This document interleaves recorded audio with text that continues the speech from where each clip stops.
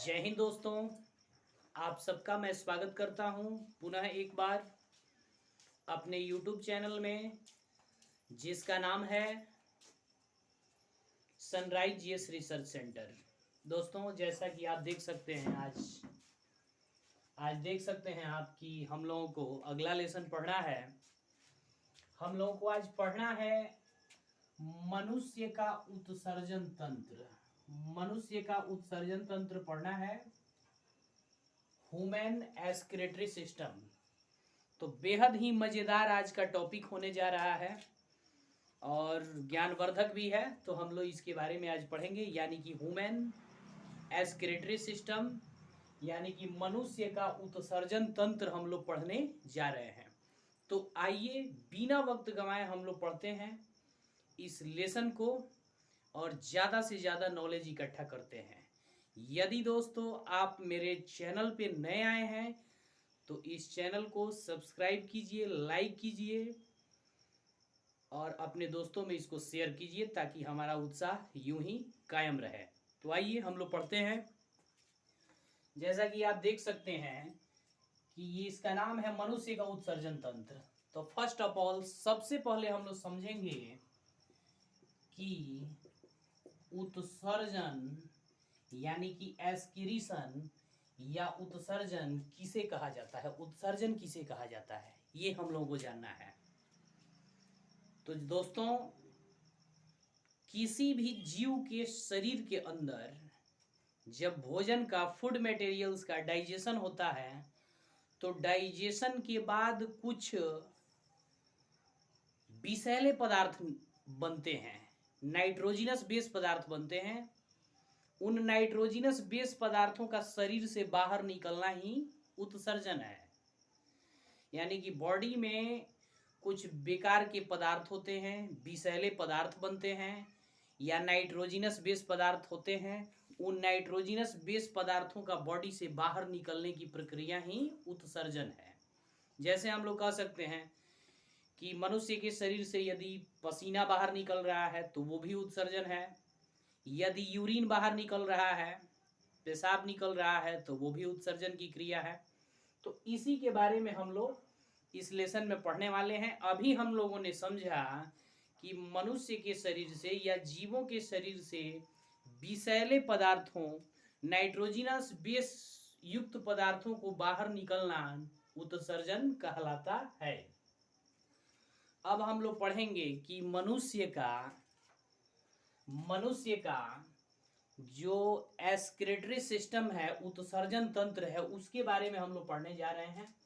तो आप देख सकते हैं कि यहाँ जो है ह्यूमन एक्सक्रीटरी सिस्टम है, ये मनुष्य का उत्सर्जन तंत्र है और इसके बारे में हम लोग आज बात करने वाले हैं, पढ़ने वाले हैं। दोस्तों, मनुष्य का प्रमुख एक्सक्रीटरी ऑर्गन, प्रमुख उत्सर्जी अंग किडनी होता है, ब्रिक होता है या गुर्दा होता है। और ये किडनी या गुर्दा मनुष्य के पिछले द्वारिपसों में स्थित रहता है। जैसे हम कह सकते हैं कि ये किडनी जो है यहाँ स्थित रहता है, यहाँ आप देख सकते हैं, हाथ हम कहाँ रख रहे हैं, यहाँ स्थित रहता है, यहाँ स्थित रहता है किडनी। और वहाँ से जो है, जो यूरिनरी डक्ट है वो आकर के आगे यूरिनरी ब्लडर में खुलता है, जैसे कि हम लोग तस्वीर में बात करेंगे।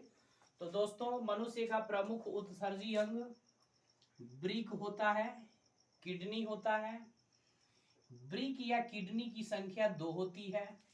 जैसे कि इस चित्र में आप देख सकते हैं कि ये बायां ब्रिक है, बायां किडनी है, यानी कि ये लेफ्ट किडनी हो गई, और ये हो गया दायां ब्रिक यानी कि राइट किडनी।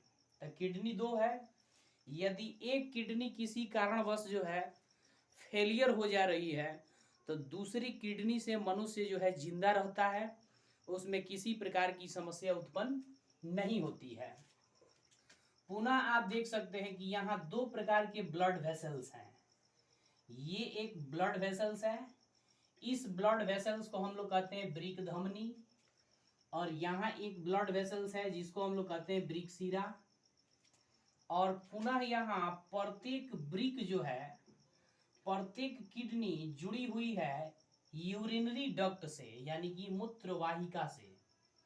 ये राइट किडनी भी मूत्र वाहिका से जुड़ी हुई है और लेफ्ट किडनी भी मूत्र वाहिका से जुड़ी हुई है, जो जा करके यहाँ खुल रहे हैं, खुलते हैं, जिसको हम लोग मूत्राशय या यूरिनरी ब्लडर कहते हैं। और यूरिनरी ब्लडर का अंतिम सिरा जो है ये मूत्र मार्ग कहलाता है।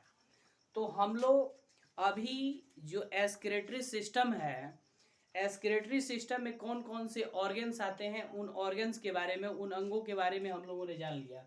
यानी कि एक्सक्रीटरी सिस्टम में 2 ऑर्गन आते हैं, जिसमें एक ऑर्गन है ब्रिक है, ब्रिक यानी कि किडनी, 2 ब्रिक हो गई, 2 किडनी हो गई। और यहाँ जो है 2 ब्लड वेसल्स होते हैं, जिसमें एक को धमनी कहेंगे, दूसरे को सीरा कहते हैं। और 2 मूत्र वाहिका होती है, यूरिनरी डक्टों की संख्या 2 होती है, और एक मूत्राशय होता है यानी कि यूरिनरी ब्लडर होता है। और उसके बाद से जो है एक मूत्र मार्ग है, जिससे पेशाब शरीर से बाहर निकलता है। दोस्तों ये कैसे काम करता है इसके बारे में हम लोग जानने वाले हैं, आइए जानते हैं। सबसे पहले हम लोग जानेंगे कि ब्रिक या किडनी में ब्लड किसके द्वारा पहुंचता है।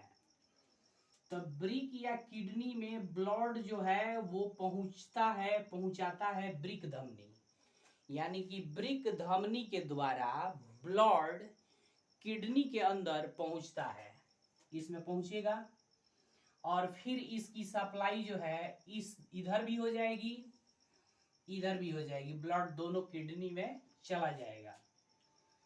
अब ये किडनी जो है, इस किडनी में स्थित रहते हैं नेफ्रॉन, नेफ्रॉन स्थित रहते हैं, नेफ्रॉन। कभी हम लोग बात करेंगे नेफ्रॉन क्या है, अभी हम बता दे रहे हैं कि ब्रिक के किडनी के क्रियात्मक और संरचनात्मक इकाई को नेफ्रॉन कहते हैं। तो प्रत्येक ब्रिक में नेफ्रॉन स्थित रहते हैं बहुत अधिक मात्रा में, यानी 1,30,000 नेफ्रॉन एक किडनी में, एक ब्रिक में उपस्थित रहते हैं।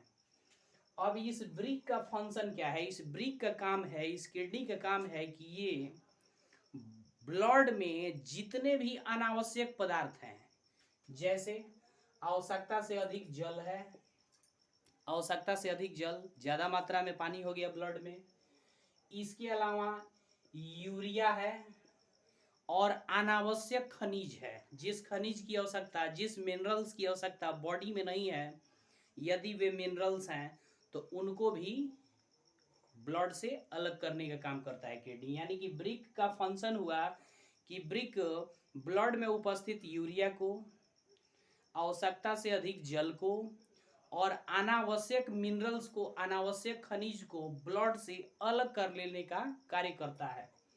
और जैसे ही इसको अलग करेगा, यानी कि जो भी बेकार के पदार्थ हैं ब्लड में अधिक हैं या ब्लड में जिस पदार्थ की आवश्यकता नहीं है, उसको ब्लड से अलग करेगा। और अलग करने के बाद वो दोनों ही ब्रिक, ये वाला ब्रिक अलग करेगा, ये भी अलग करेगा, और जो भी बेकार के पदार्थ हैं वो मूत्रवाहिका होते हुए या मूत्रवाहिनी होते हुए यहाँ यूरिनरी ब्लडर में आकर के स्टोर हो जाएंगे। अब दोस्तों जो है यहाँ जब यूरिनरी ब्लडर में आकर के स्टोर होते हैं तो ये तो काम हर वक्त चलते रहता है, लेकिन हर वक्त हम लोग पेशाब करने नहीं जाते हैं, इस्तिंजा करने नहीं जाते हैं। होता ये है कि इसमें स्टोर होगा, इसमें जो है यूरिया यानी कि पेशाब स्टोर होगा। और जब पूरा स्टोर हो जाएगा, अब ये यूरिन जो है जैसे ही यूरिनरी ब्लडर के ऊपर वाले दीवार में सटेगा तो इस ब्लडर में जो है संकुचन उत्पन्न होने लगेगी, ये ब्लडर जो है सिकुड़ने लगेगा। और जब इस ब्लडर में संकुचन उत्पन्न होगी, ये ब्लडर सिकुड़ने लगेगा, तो तुरंत यहाँ का न्यूरॉन, तंत्रिका कोशिका इंफॉर्मेशन देगी ब्रेन को, और ब्रेन में उपस्थित जो अनुमस्तिष्क है या फिर हाइपोथैलेमस है, हाइपोथैलेमस, कभी हम लोग ब्रेन के बारे में बात करेंगे, वो हाइपोथैलेमस तुरंत स्थिति का जायजा लेगा और यथासंभव जो है इस यूरिन को यूरिनरी ब्लडर से निकालने का कार्य करेगा। तो ये था फंक्शन था वुमेन के उत्सर्जन तंत्र का, एक्सक्रीटरी सिस्टम का, आइए हम लोग कुछ बात करते हैं। जैसे सबसे पहले जो है हम लोग जानेंगे कि किडनी खराब क्यों होती है। तो जैसे कोई व्यक्ति जो है अत्यधिक मात्रा में यदि एल्कोहल का प्रयोग करता है, शराब पीता है, तो शराब पीने से भी किडनी खराब होती है, या फिर दवा के रिएक्शन से भी ब्रिक खराब होती है, किडनी खराब होती है। तो किसी व्यक्ति का किडनी, अगर दोनों किडनी एक साथ खराब हो जाए तो उसको दूसरा व्यक्ति किडनी डोनेट करेगा, या एक प्रोसेस अपनाई जाती है जिस प्रोसेस को हम लोग कहते हैं डायलाइसिस। डायलाइसिस या हिंदी में कहते हैं अपोहन। ब्रिक खराब हो जाने पर, किडनी खराब हो जाने पर डायलाइसिस या अपोहन नामक गतिविधि अपना करके आर्टिफिशियल तरीके से बॉडी से एक तरफ से ब्लड निकालते हैं, मशीन से उसको शुद्ध किया जाता है, उसमें के बेकार के पदार्थ को अलग किया जाता है, और दूसरे तरफ से वही ब्लड जो है बॉडी में पुनः चढ़ा दिया जाता है। सवाल करता है कॉम्पिटिटिव एग्जामों में कि अगर ब्रिक या किडनी खराब हो जाए तो कौन सी प्रोसेस अपनाई जाती है। तो दोस्तों डायलाइसिस, अपोहन नामक प्रोसेस अपनाई जाती है। दो किडनी है, दोनों में यदि एक खराब हो गई, एक है तो एक से गतिविधि सामान्य रहती है। आप देख सकते हैं प्रत्येक किडनी जो है सेम के बीज के आकार का दिखता है। किडनी का शेप जो है वो सेम के बीज के आकार का है, दो होता है। अब जो है जैसे हम लोग जानते हैं, दो तीन पॉइंट्स जो हैं इसको हम लोग जानने की कोशिश करते हैं। जैसे जो गर्भवती महिलाएं हैं, जैसे प्रसव की जांच कैसे होती है, जैसे कैसे पता चलेगा कि किसी महिला के गर्भ में उसके बच्चे पल रहे हैं। तो गर्भवती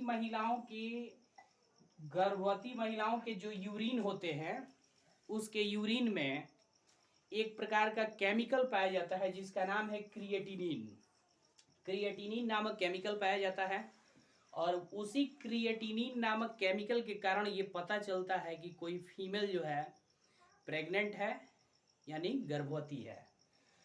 और बाकी सामान्य महिलाओं के यूरिन में यानी कि पेशाब में क्रिएटिनिन नामक पदार्थ उपस्थित नहीं रहता है। अब दूसरा जो है, यहाँ दूसरा पॉइंट हम लोग बात करते हैं कि उत्सर्जी पदार्थ एक्सक्रीटरी प्रोडक्ट। तो जितने भी प्रकार के जीव हैं उन सब में एक्सक्रीटरी प्रोडक्ट अलग अलग होते हैं, अलग अलग उत्सर्जी पदार्थ होते हैं। जैसे कुछ जीवों में एक्सक्रीटरी प्रोडक्ट जो है अमोनिया निकलता है, कुछ जीवों में एक्सक्रीटरी प्रोडक्ट जो है यूरिया निकलता है, और कुछ जीवों का एक्सक्रीटरी प्रोडक्ट जो है यूरिक एसिड निकलता है। तो एक सवाल जो है कॉम्पिटिटिव एग्जामों में पूछता है कि इन तीनों में सबसे विषैला एक्सक्रीटरी प्रोडक्ट कौन है। तो इन तीनों में सबसे विषैला एक्सक्रीटरी प्रोडक्ट जो है उसका नाम है अमोनिया। सबसे जहरीला एक्सक्रीटरी प्रोडक्ट अमोनिया होता है। जैसे आप देखिएगा कि छिपकली का अगर बीट जो है, उसका अपशिष्ट पदार्थ अगर खाना मिल जाए और कोई व्यक्ति उसको खा लेता है तो वो मर जाता है, यानी कि छिपकली के बीट में ये अमोनिया नामक उत्सर्जी पदार्थ होता है। दूसरी बात हम लोग ये जानेंगे कि मनुष्य का जो पेशाब है कभी कभी पीला क्यों हो जाता है। तो मनुष्य के पेशाब में एक पदार्थ पाया जाता है जिस पदार्थ का नाम है यूरोक्रोम। इसी यूरोक्रोम नामक पदार्थ की उपस्थिति के कारण मनुष्य का पेशाब जो है वो पीला होता है। अब ये यूरोक्रोम बनता किससे है, तो मनुष्य का एक सेल है आरबीसी रेड ब्लड सेल। तो रेड ब्लड सेल का डिकम्पोजिशन होता है, रेड ब्लड सेल टूटता है, तो रेड ब्लड सेल के टूटने के कारण यूरोक्रोम का निर्माण होता है, और इसी यूरोक्रोम के उपस्थिति के कारण मनुष्य का पेशाब जो है पीला दिखता है। तीसरी बात ये हुई कि कोई वयस्क मनुष्य जिसको किसी प्रकार की बीमारी नहीं है, तो वो प्रतिदिन यानी कि 24 घंटे में 1000 से 1800 ml जो है वो पेशाब या यूरिन को शरीर से निकालता है। अब दूसरी तीसरी बात ये हम लोग को जानना है कि 100 ग्राम ब्लड में 100 ग्राम ब्लड में कितना यूरिया होता है या यूरिन की मात्रा कितनी होती है? तो 100 ग्राम ब्लड में जो है यूरिन की मात्रा जो है 20 से 40 ml होती है, यानी कि 100 ग्राम ब्लड में यूरिन की मात्रा 20 से 40 ml होती है, 20 से 40 ml होती है। और जब ब्लड में यानी कि ब्लड में यूरिन की मात्रा या यूरिया की मात्रा ज्यादा होने लगे तो उसको जो है एक बीमारी का नाम दिया जाता है, जिसका नाम है यूरीमिया। यानी कि ब्लड में अगर आवश्यकता से अधिक इस डोज से अधिक यूरिया हो जाता है तो उस बीमारी का नाम है यूरेमिया। दोस्तों एक बात मैं बता दूं कि जैसे ज्वाइंट पेन होता है, ज्वाइंट पेन, जोड़ों का दर्द, घुटने का दर्द या फिर पैर के ज्वाइंट का दर्द या फिर यहाँ कहीं भी ज्वाइंट का दर्द, तो उसके बहुत सारे कारण है। उसमें एक कारण ये भी है कि अगर किसी भी मनुष्य के बॉडी में उपस्थित जो ब्लड है उस ब्लड में यूरिया या यूरिन का जो औसत मात्रा जितनी होनी चाहिए वो उसका लेवल जो है अगर बढ़ने लगे तो वो जगह जगह जो है ज्वाइंट में स्टोर होना शुरू कर देता है, और उसी के स्टोर होने से भी ये ज्वाइंट पेन होते हैं। तो बस आज की इस छोटे से क्लास में मैंने कोशिश किया कि बहुत सारा ज्ञान आप लोगों को दिया जा सके, और हमें उम्मीद है कि बेहद अच्छा लगा होगा आप लोगों को। यदि पसंद आया हो तो इस वीडियो को ज़्यादा से ज़्यादा शेयर कीजिए, अपने दोस्तों में इसको फैलाइए और उन्हें प्रेरित कीजिए कि इस तरह का ज्ञानवर्धक वीडियो देखना है या पढ़ना है तो मेरे चैनल को सब्सक्राइब करें, लाइक करें, कमेंट्स करें। इसी के साथ मैं आप सबसे विदा लेता हूं पुनः एक बार। जय हिंद, जय भारत। आप सब इसको एक बार देख सकते हैं। फिर मिलते हैं आप सबसे एक अगले क्लास में, तब तक के लिए धन्यवाद।